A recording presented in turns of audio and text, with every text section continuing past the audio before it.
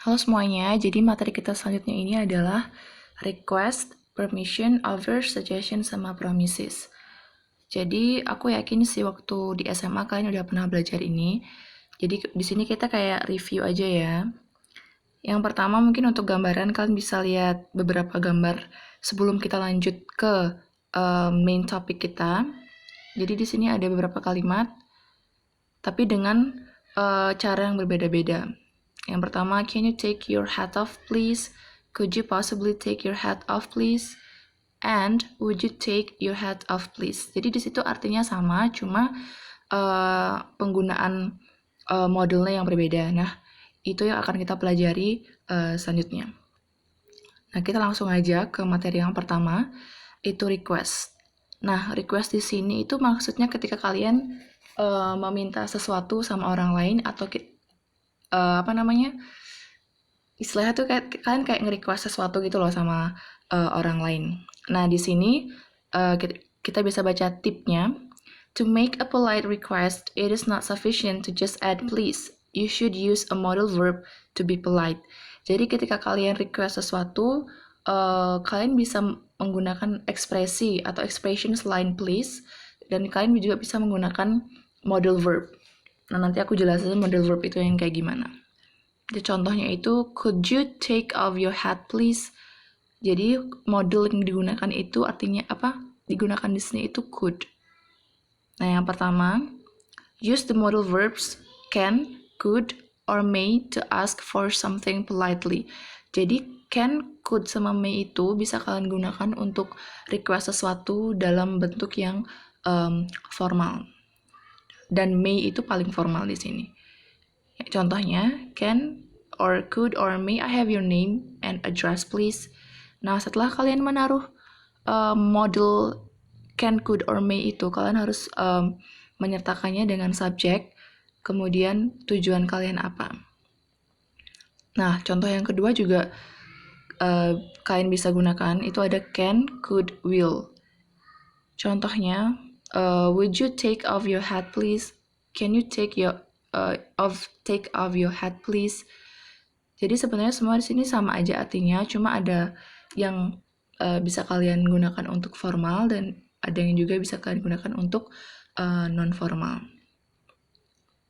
Nah, yang poin ketiga, if you want to be very polite, we can make a request with. Jadi kalau misalnya kalian mau lebih formal lagi, kalian bisa kayak asking question atau menanyakan pertanyaan. Contohnya kayak gini. Do you think you could or could you possibly or do you do or would you mind plus verb ing. Kita lihat contohnya yang di bawahnya.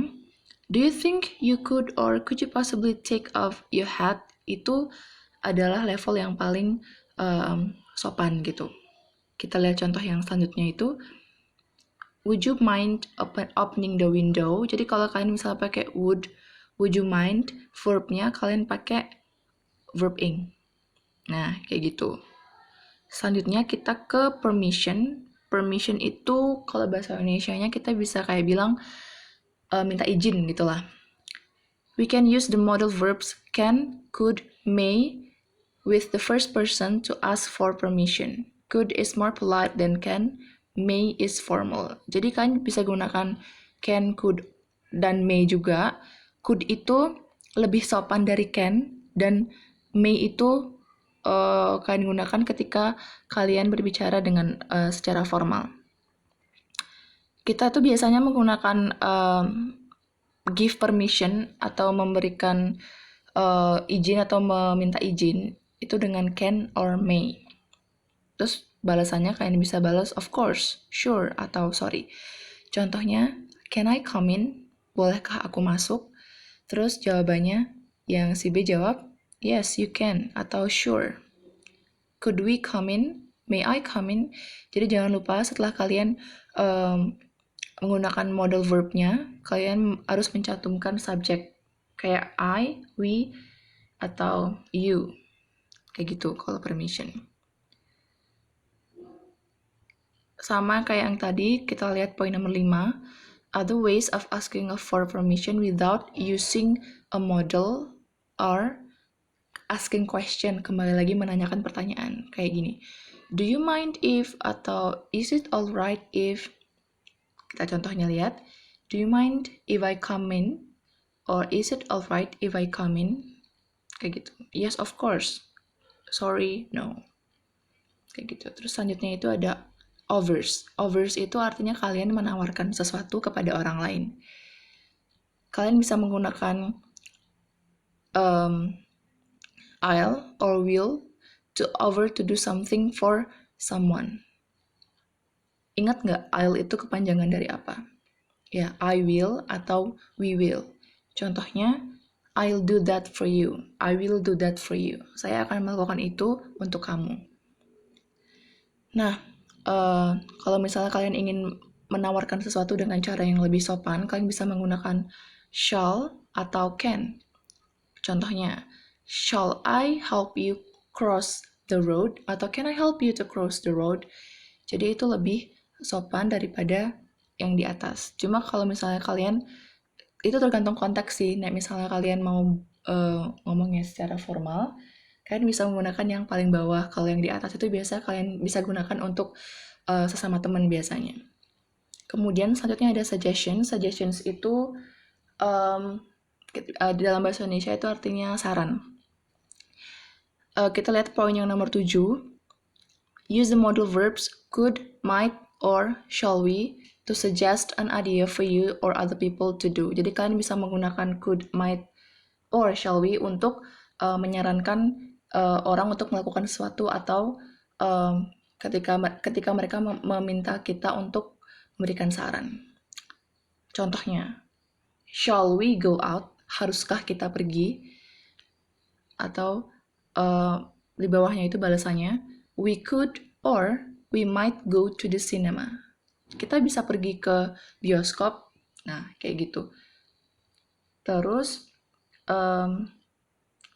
ada cara lain juga yang kita bisa lihat di poin nomor 8. Kita bisa pakai let's, why don't we, how about. Tapi kalau yang how about ini, kita harus perhatikan verbnya karena kita harus menggunakan verb ing. Oke, kita lihat contoh yang pertama. Let's go home. Kalau let's go home itu verb yang digunakan adalah verb 1. Let's go home. Go itu verb 1. Oke.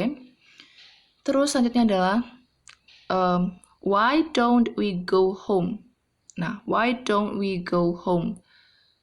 Jadi ini juga kita menggunakan verb 1, tapi kita harus menyertakan subjek terlebih dahulu sebelum verbnya. Nah, yang terakhir ini, how about going home? Kalau how about itu kita harus mengikutinya dengan verb ing, which is going. How about going home? Bukan how about go home, itu salah. Karena go itu verb 1. Jadi yang digunakan adalah verb ing. Kemudian yang terakhir itu adalah promises atau janji. Contohnya, use I or we will or I'll will to make promise. Jadi kembali lagi kita menggunakan will seperti materi sebelumnya. Contohnya, I will always love you. Saya akan selalu mencintai kamu. Jadi kita bisa menggunakan will di sini. I will always love you. Terus, tapi beda kalau di British English itu kita biasanya menggunakan shall. Shall is sometimes used after we and I. I shall always love you. Jadi sebenarnya itu sama aja, cuma dalam konteks penggunaannya aja yang beda. Oke, setelah itu kalian bisa lihat beberapa soal di bawahnya. Kalian bisa praktis sendiri sebelum minggu depan kita ada final test, karena minggu depan itu adalah hari terakhir pertemuan kita sebelum UAS. Baik, terima kasih semuanya. Selamat belajar.